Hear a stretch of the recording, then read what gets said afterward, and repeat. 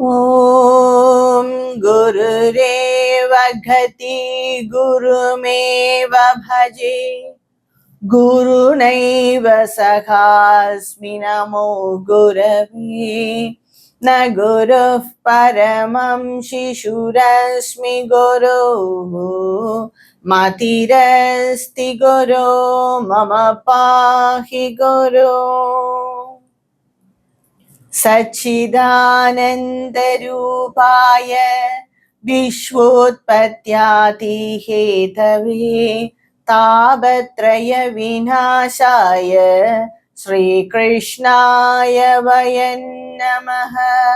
कृष्णाय वासुदेवाय हरये परमात्मने प्रणतः क्लेशनाशाय गोविन्दाय नमो नमः।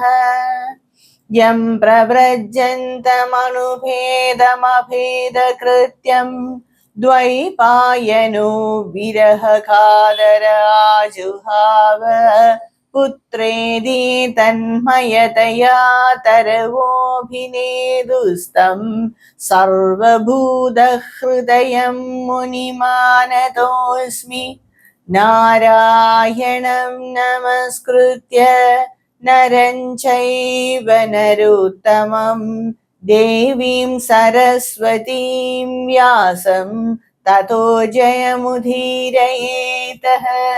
सर्वेभ्यः नमस्कारः. We are seeing Srimad Bhagavada Purana and we are seeing Canto 9 in it. In my last video, we saw the life history of Raja Ram of the Koshala kingdom. And Sri Rama and Sita Devi, they had twins, Love and Kusha. Kusha was the eldest, and so the Koshala kingdom, that is the rulership of the Koshala kingdom, came to Kusha. Kusha ruled the land, and his son was Aditi, and that is Sri Rama's grandson was Aditi, and his son was Nishadha. Nishadha's son was Nabha, and in that line only came Hiranyanabha. Hiranyanabha was a great Atmajnani. His guru was Jaimini. And Hiranyanabha, that Atmajnani, he taught Atmak Vidya to Yajnavalkya. Later, Yajnavalkya also became a great guru. And in the line of Hiranyanabha came Maru. And Maru, in the line of Maru came Brihadbhala. Brihadbhala was a great emperor and he fought in the Mahabharata war. And Brihadbhala was killed by Abhimanyu. That is the father of Parikshit, who is hearing all this story from Shukha Brahmarishi. So Brihadbhala was killed by Abhimanyu. And in the line of Brihadbhala, after many generations came Sumitra. And Sumitra was the last of the Ishavahu line. That Solar dynasty ended with the King Sumitra.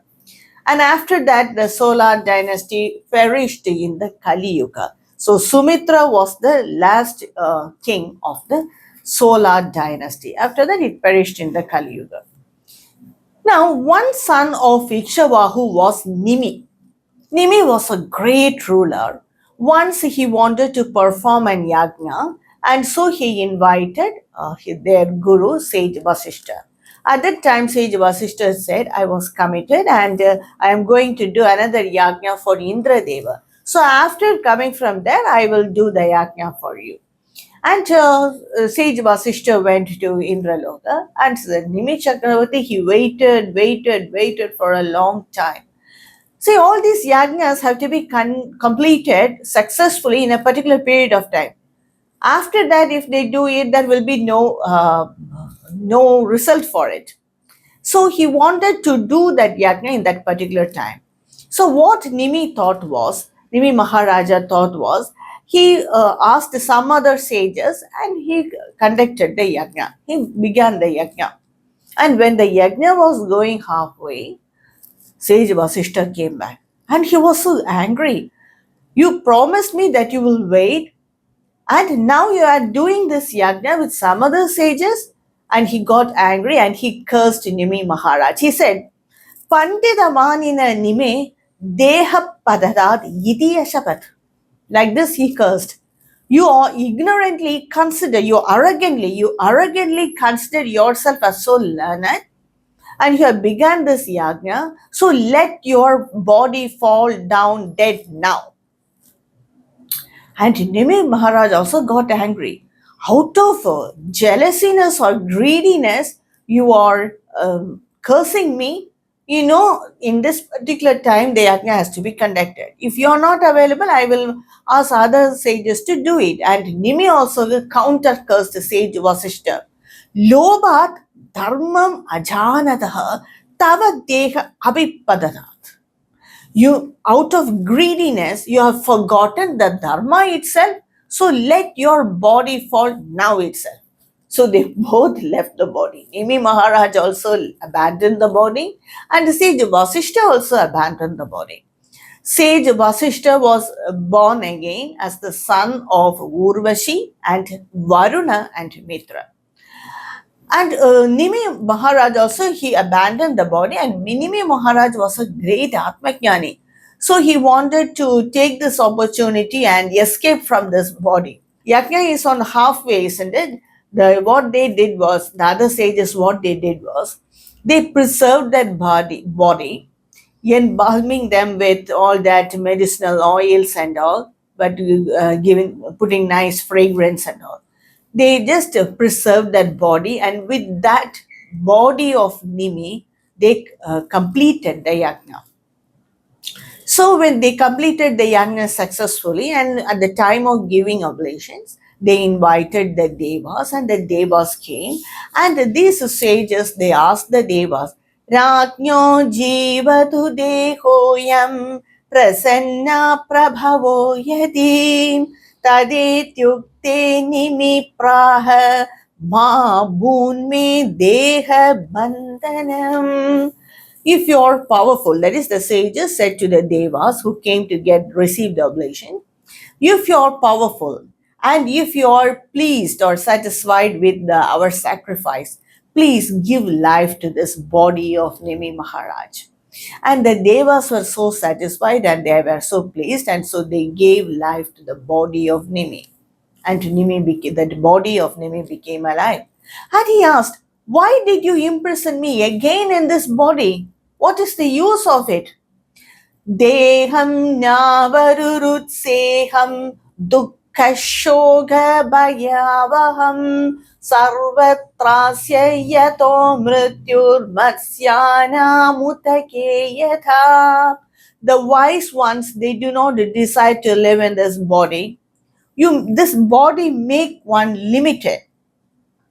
In this body, if an Atmajnani is in this body, then he will feel that he is imprisoned in this body. The best way to is worship Bhagavan and attain his feet. So why did you call me again? And the Devas said, Videha Vushatam Kamam Lochaneshu Sharirinam Unmeshana Nimekshabhyam Lakshidodhyatma Samstitaham. Even without the body, you can reside in the eyelids of the living beings and help them to close and open their eyes whenever they wake. So it is believed that the soul of Nimi Maharaj is there in the eyelids of every being, and it is helping them to open and close the eyes whenever they wake. And now the jiva of Nimi has settled in the eyelids. It is just like the power of Indra is in the arms of all the beings, isn't it? Just like that, the power of Nimi is in the eyelids of all the beings. Now, what the sages did was, with the body of Nimi, because he abandoned this body, with that body, by the power of their yogic yoga and by their power of the mantra, they churned this body. And out of that churned body, a beautiful, a very intelligent infant appeared. And they gave 3 names for that infant. He was born out of unusual circumstances. It was an unusual birth, isn't it? So, and also he was loved by all. And so he was called Janaka. He was born out of the abandoned body, and so he was known as the Vaideha. And he was born out of Madana, and so he was known as Mithila. This child grew up and it later created this Raja Mithila. That land, he created that city Mithila, and that king was known as Janaka. And he ruled that land very efficiently. At the same time, he was a great Atmajnani because he was born out of the body of Nimi, who was also an Atmajnani. He was a great Atmajnani. So whoever was born in that line after that, they all were given this title Janaka and then their name. After many generations in their line was born Swarnaroma, a ruler Swarnaroma. His name was Swarnaroma, but he must be called as Janaka Swarnaroma. And Swarnaroma's son was Hrasvaroma. So his name was Hrasvaroma, but everyone called him as Janaka Hrasvaroma. And Hrasvaroma's son was Shiradvaja, and he was known as Janaka Shiradvaja. Once Janaka Shiradvaja was plowing the land of grown cereals. He wanted to perform an yajna. Sita Devi, that is Sita, she was recovered in the furrows cut by that plow. So she was recovered like that directly from the earth. And Janaka Shiradvaja brought her up with so much of love, respect, and everything. That was Sita Devi, who later married Sri Rama. And the line of Shiradvaja also continued and went on for many generations. All became the rulers of Mithila. Everyone liked that land very much because all the rulers were Atmajnanis. Most of the rulers were Atmajnanis and they ruled the land without any attachment. They all were householders also. So they were householders, great Atmajnani preceptors, and they ruled the land without any attachment, just as a karma yoga.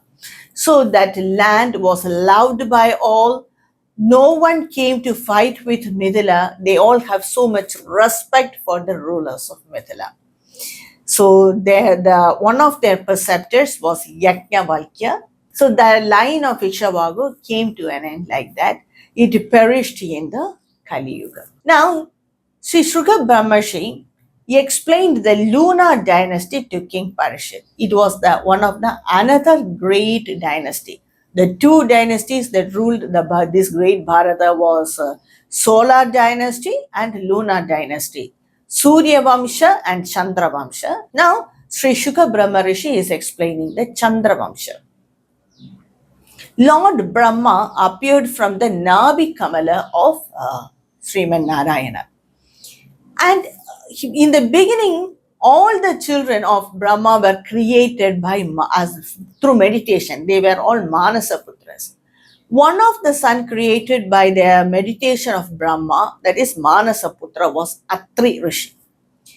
And once Atri Rishi was meditating like that, and he was immersed in the bliss of Brahman, tears of Ashru of Ananda, it flowed down from the eyes of Atri Rishi. And it came out and became solidified just like a pearl, just like that drop of tear. And that became Soma, who was the deity of Chandra. And so he is Brahma's grandson, isn't it? Soma is Brahma's grandson. And Brahma gave him the power of rulership, that is the power to rule the Brahmanas, power to rule the herbs, and power to rule all the stars. So he ruled very well and he became the ruler of the three worlds. He performed many Rajasuya Yajna and he was so powerful, beautiful, intelligent, and proud of all that. So whenever a person is proud of something, they will do some mistake. So like that, he abducted the wife of sage Brahaspati, who was the guru of the Devas. Her name was Tara. He took her away. And Brahaspati went and requested to Soma so many times, requested to him. but he was not prepared to leave that wife Tara. The greatest mistake people do is they will go and request to people who are so arrogant, pride. One must not do that, because when we go and request to that person, then their prideness and arrogance will increase, it will not decrease. But at the same time, if we go and request to a humble person, then they will do what is right. But like this, Brahaspati went and requested it to Soma, and he prayed and everything increased, power increased. He said, I will never give back Tara. I want her. Brahaspati's father was Angiras. He was a great preceptor, and Lord Rudra had great respect for Angiras. So Brahaspati, Angiras, then Lord Rudra, and all the devas were on one side. Brahaspati's opponent was sage Shukracharya. So Shukracharya, Soma, and all the other asuras, they were on the other side. So there was a fierce battle went on over Tara. So they fought with each other. Many devas were destroyed, asuras were destroyed. It went on for a long time. And on time, sage Angiras thought that he wanted to tell this problem to Lord Brahma. So he said this problem to Lord Brahma, and Lord Brahma, he just stopped this war and ordered Soma to give back Tara to Brahaspati. So he cannot disobey Lord Brahma, so he gave back Tara to Brahaspati. At that time, the problem did not end there. At that time, Tara was pregnant. And Brahaspati wanted to destroy that fetus. So what Tara did was, she forcefully ejected the fetus. And a very luminous, intelligent, bright son was born. He was named as Buddha by Lord Brahma. He was so intelligent, so powerful, so beautiful. Now, both of them, Brahaspati and Soma, they want to have this son. They want to possess this son. So they asked Tara, whose son was it? She refused to give an answer. At last, when Lord Brahma requested Tara, whose son was it?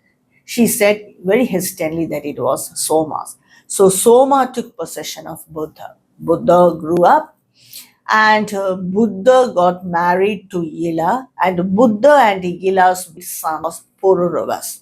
He was a very important person in the Vedas. Pururuvas was so beautiful, so with a good personality, all the virtues, and wealth, beauty, everything he had. And all the women in the world wanted to marry him, but finally Urvasi won over it. That is the Apsaras Urvasi. Once she came to earth, she married Pururuvas. They both lived happily for a long, long time. And Indra found out that Urvasi is missing there in the Indraloka. So he sent some Gandharvas to the earth, and they searched for Urvasi, and they found out Urvasi in the house of Pururuvas. So when Urvasi saw the Gandharvas, she went with them without even telling Pururuvas. And Pururuvas, he felt mad without Urvasi, and he searched everywhere, all over this world, and at last he was able to trace her on the banks of river Saraswati in the place of Kurukshetra. She was with many apsaras and Gandharvas, and he requested her to come back with him. At that time, Urvasi gave a very good advice. You should not be mesmerized by the beauty of any woman, because it is very temporary. So now you go and rule your kingdom, she said. And Pururuvas was standing like that, and Urvasi said, every year I will come back, and I will stay with you for one day. At that time, I will give you a son. I will give you an issue. Like this, every year I will come and I will give you a son for you. So now you go back and you be happy in your palace. So Pururuvas came back to his palace, but he was not at all happy. He was always thinking about Urvasi. Next year came, he ran to the banks of river Saraswati. she appeared with a sun. She gave that sun, and again she said, "Now I will give you a fire pot. You meditate on the fire, then you can get my vision," like this Urvashi said. And he carried that fire pot and came back to the palace. And he meditated on that Agni fire itself. When he meditated on Agni, many rituals based on fire, with the use of fire, dawned in the mind of Pururuvas. And he performed all those rituals with fire, and he attained the Gandharva Loka. So, because of that meditation, many rituals appeared in the mind of Pururuvas. And till then, the Vedas was only Om, Pranava mantra, which included all the possible sounds in the world, every possible sound. That Om was only the Veda. That Pranava sound was only the Veda. And there was only one deity, Narayana. And there was only one Varna. Humanity was only one Varna. No Brahmana, Kshatriya and all. And there was only the sacred fire. When Pururuvas meditated like this in the beginning of the Treta Yuga, in the Satya Yuga, the Vedas was only the Pranava mantra. That is the Veda. Whatever we want, we have to meditate on that Pranava mantra, Om, Om, then we will get answer for everything, whether you can reach the heaven or you can attain Brahmaloka, whatever it is only that Pranava mantra. But when Pururuvas meditated, many rituals appeared in his mind, and thus the Vedas became the three. So, because many rituals were included, and it was divided into three. Till then, the Veda means it is Om. So it was a Pururuvas in the beginning of the Treta Yuga. In his meditation, he founded many rituals. So this is the story of Pururuvas, very important person in the Vedas. And I will continue with the rest of the genealogy of the great rishis and rulers of Bharata in my next upload. Om Namo Narayana Khila Guru Bhagavan Namaste. Om Sri Krishna Arpanamastu.